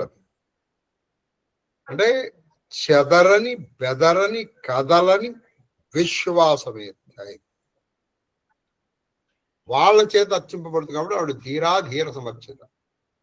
ఆవిడ ఈ ధైర్యం ఆవిడ కలిగిన ఈ తల్లి ధైర్యము శమము. శమం అంటే ఇంద్రియ నిగ్రహం. బాహ్యేంద్రియ నిగ్రహము దమం, అంతరింద్రియ నిగ్రహం శమం. ఈ ముందర వాక్పారుషత్వం ఉండకూడదు, కఠినంగా చూడకూడదు, కఠినంగా మాట్లాడు, కచ్చరంగా వినకూడదు. ఇవన్నీ దీనికి కలపాలి. దేనికి? చల్లార్చిన పాలకి. దేంతో చల్లార్చావు? క్షమము, సంతోషం. ఇప్పుడు ఇది తోడుకుందండి.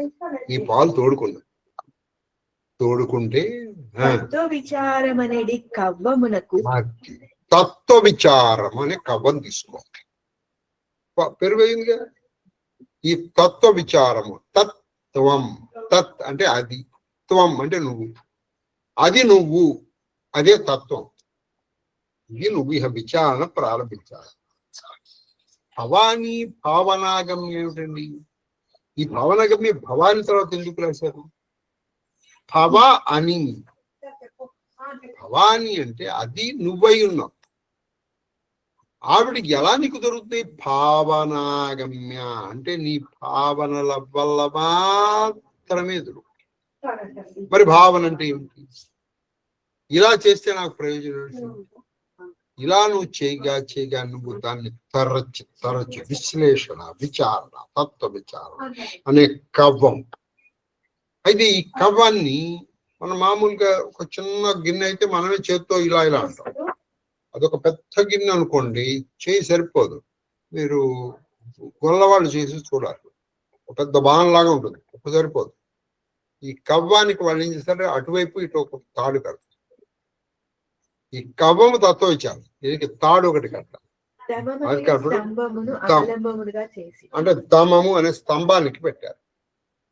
ఇది కవ్వం. దీన్ని ఆలంబన అంటే దీనికి సపోర్టింగ్. తమం అంటే అంతరింద్రియ నిగ్రహం చేసి తాడు కట్టాం. ఆ కడిగేటప్పుడు చూడండి అది ఒకటి ఇస్తుంది, చర్ర చస్ చర్ర చస్ చర్ర చస్ అంటారు. ప్రసన్నత్వం అనేది కుండలో ఆ కవ్వమును అయితే మరి చేర్చి ఈ ప్రసన్నత్వం అంటే ఎప్పుడు నువ్వు నీ మనసు నీ పైన ప్రసన్నంగా ఉండాలి. కొంతమంది మొహం చూడు ఎప్పుడు తుమ్మల్లో అయిపోతుంది. అదే కొంతమంది మొహం చూడండి ప్రసన్నంగా ఉంటాడు. అసలు ఏ భావం ఉండదు అందులో. ఆ ప్రసన్నత్వం అనేటువంటి ఈ కుండలో ఈ తత్వ విచారణ అనేటువంటి కవ్వంతో దమం అనేటువంటి దీని ఇంద్రియ వినియోగం పెట్టి దీనికి తాడు కట్టాలిగా. సత్యము మధుర వచములనేది తాడు. దీనికి రెండు తాళ్ళు అంటే అటువైపు ఒకటి ఇటువైపు ఒకటి. ఏమిటది? సత్యం. సో అందుకే ఇప్పుడు చెప్పాను మధుర వచనం. నెక్స్ట్ అందుకే అంటే మృదువుగా మాట్లాడు. అయితే అది ఎలా ఉంటుంది? సత్యం. అదే సత్యం ప్రియహితం చేయత్. ఈ మంచి మాటలు తర్వాత సత్యం మాటలతో ఆ తత్వ విచారణతో ఈ పాలని ఏది నువ్వు తీసుకున్నావుగా పాలు, ధర్మం పాలు, ఆ ప్రసన్నం అనేటువంటి దాంట్లో అంటే తత్వ విచారణ ప్రసన్నంగా సాగాలి. అనగా విచిలాక దాన్ని చిలక మధించగా కాబట్టి అన్ని నువ్వు ఏదో పుస్తకం చదివి తెలుసుకుంటా అంటే కొద్ది రాదు.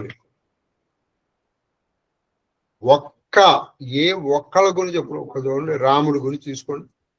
ఎన్ని రామాయణాలు ఉన్నాయండి? ఒక జీవితం సరిపోయింది రామాయణాలు చదవడానికి. ఒక్క రాముడు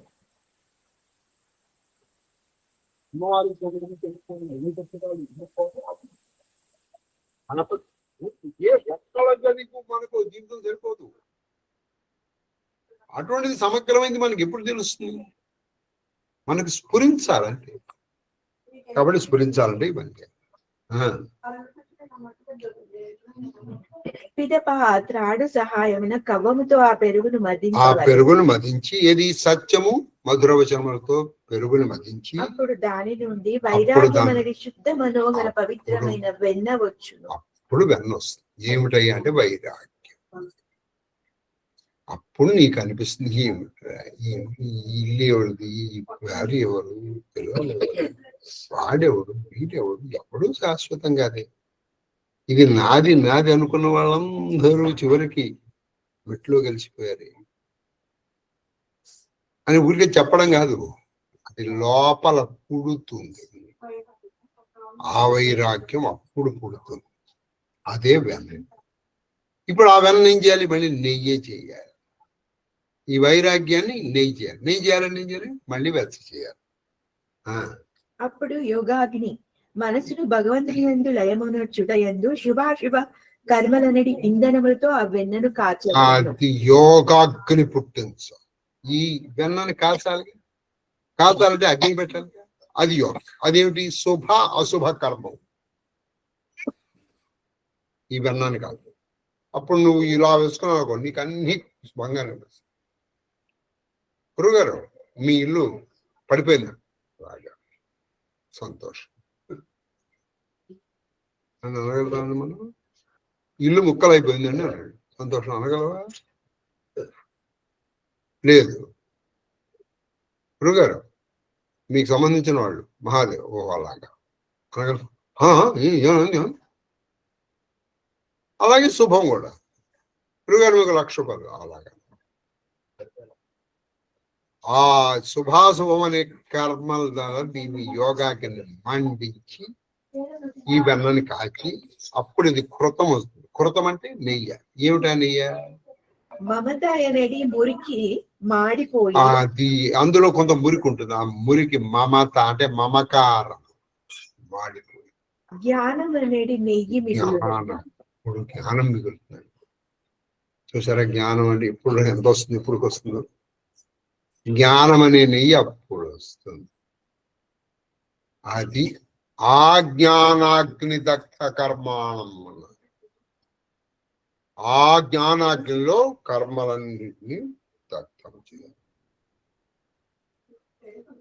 ఊరికే జ్ఞానం సంపాదించుకోవాలి. జ్ఞానం సంపాదించుకోవాలి అది చార్మినార్లో దొరికే వస్తువు అయితే మనం వెళ్ళో పావుకిలో తెచ్చుకోవచ్చు. అప్పుడు నిశ్చల బుద్ధితో దానిని అది చల్లార్చవాలి. మరి నెయ్యి కూడా వేడి వేడిగా ఉండగా మనం వేసుకోలేం. అది కూడా ఆ జ్ఞానం వచ్చిన తర్వాత కూడా నిశ్చలంగా ఉండాలి. ఆ జ్ఞానం మనకు వస్తుంది అప్పుడప్పుడు జ్ఞానం. ఏదో ఇప్పుడు మీ అబ్బాయిని మాటలు వచ్చి ఎంత ఎందుకు హాయి కాచి వెళ్ళిపోతాం టికెట్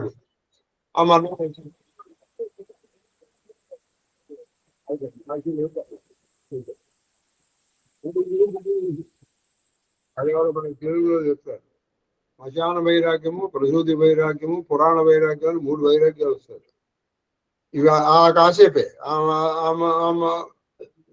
ఇది కేటీవీ. కేటీవీ అంటే కుక్క దోక వంక. అది ఇలా పట్టుకున్నంతసేపు స్ట్రైట్ గా ఉండదు. నువ్వు అది గంట 2 గంటలు ఎంతసేపు పడుకుంటే అంతసేపు పడుతుంది. ఒకసారి వదిలేది ఫినిష్. మళ్ళీ కాబట్టి నిశ్చలమైన భక్తి ఉంటుంది, అంటే చలించని భక్తి.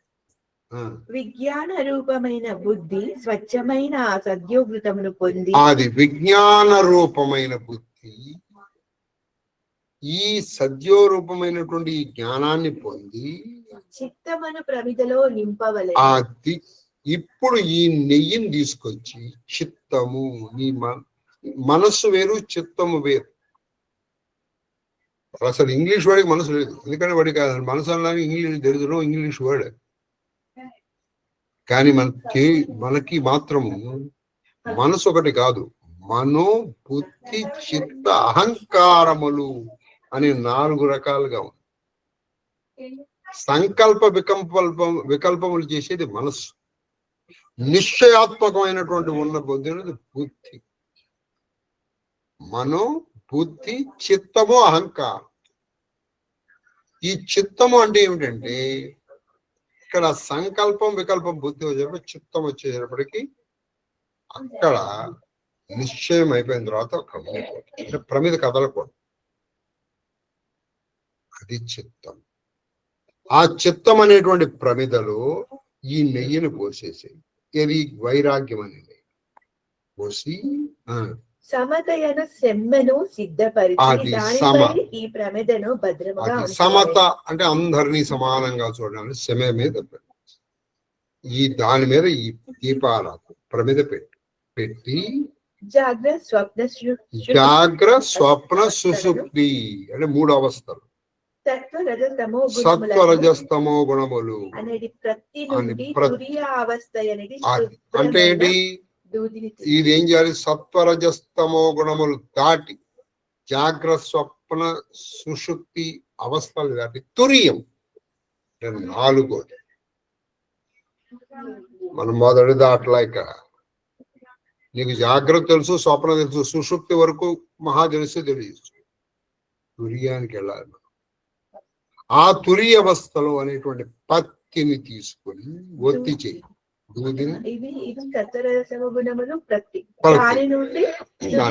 అది సత్వరస గుణం తీసుకొని తురి అవస్థ అనే దూదిని తీసి దానితో చక్కని పత్తిని సిద్ధపరిచి అది ఒత్తినట్టు అదే పత్తిని సిద్ధపరిచి దానిని జ్ఞానం అనేది నియతితో అది ఈ జ్ఞానం అని ఉందిగా పెట్టుకున్నాం. దాంట్లో తడుపు బాగా తడిపి ఈ విధముగా తత్వజ్ఞానమైన దీపమును వెలిగింపవలెను. అప్పుడు ఈ దీంట్లో వెలిగించు. అప్పుడు స్నానమనే దీపం నీలో వెలుగుతుంది. దాన్ని చిజ్యోతి అంటారు. చిజ్యోతి, చిత్ అంటే జ్ఞానం అనే జ్యోతి. చిజ్యోతి. దానిని సమీపింపగానే మదము మొదలగు ఆ చిజ్యోతి వెలిగింది అనుకోండి, ఆ జ్యోతికి ఆకర్షింపబడతాయి. ఏది? కామ క్రోధ లోప మద మోహ మాత్సర్యాలని శలభములు, పురుగులు వచ్చి దాంట్లో పడి చచ్చిపోతాయి. అప్పుడు నీ మనస్సు ఏమీ ఉండదు. కామం ఉండదు, క్రోధం ఉండదు, లోపం ఉండదు, మదం ఉండదు, మోహం ఉండదు, మాత్సర్యం ఉండదు, ఈర్ష్య జుగుప్స ఏవి ఉండవు. అలా ఇంకో చౌపాయి 8:30 దాటింది. అదండి ఇది చెప్పడానికి 8:30 దాటి. ఏది ఇంకా నేను పూర్తిగా నాకు తెలిసినవి కూడా నేను చెప్పాలి. ఇంకేం చెప్తుంది చెప్పండి. మహాదేవ్ మహాదేవ్ మహాదేవ్ మళ్ళీ లలిత చేసుకోవాలి. అటువంటి జ్ఞాన జ్యోతి, ఆ చిజ్యోతి మీలో వెలగాలని మనస్ఫూర్తిగా ఆశిస్తున్నాను. ఆశీర్వదించడానికి నాలో వెలిగితే నేను మిమ్మల్ని నాలోనే వెలగలేదు. మీకు అయితే ఐ కెన్ విష్ ఇంగ్లీష్ మాట్లాడుకోవచ్చు. Wish you best of luck అని చెప్పచ్చు. ఐ కెనాట్ బ్లెస్, ఎందుకంటే నేను బ్లెస్ చేయాలి ముందు నా దగ్గర ఉండాలి. నాకు వెలగలేదు, నాకు వెలిగింది అనుకోండి ఇన్ని ప్రవచనాలు నేను చెప్పను. మహాదేవ్ మహాదేవ్ మహాదేవ్. మహాదేవ గురుగారు, మీ పాద పద్మములకు నా శిరస్సు వంచి ఎత్తుకోటి నమస్కారాలు. అమ్మగారి పాద పద్మములకు నా శిరస్సు వంచి ఎత్తుకోటి నమస్కారాలు. మహాదేవ మహాదేవ మహాదేవ. మహాదేవ్ మహాదేవ్ మహాదేవ్ కన్నప్ప. చిన్న విన్నపం గురుగారు, జీవిత సత్యం అంతా ఈరోజు భలే ఆనందంగా ఉంది గురు. జీవిత సత్యం ఎలా జ్యోతిని వెలిగించాలా, ఆయనకు అర్పించాలా అనేది ఇందులో ఇమిడి ఉంది గురుగారు. జీవితానికి మైలురాయి ఇది. అవును, నాకు మటుకు అదే అనిపిస్తుంది గురుగారు. అందరికేమో తెలియదు కానీ నా జీవితానికి మటుకు ఇది ఒక మైలురాయి. మహాదేవ మహాదేవ మహాదేవ, అంతకు మించి నాకు రాదు గురుగారు. చాలా బాగుంది. మహాదేవ్ మహాదేవ్.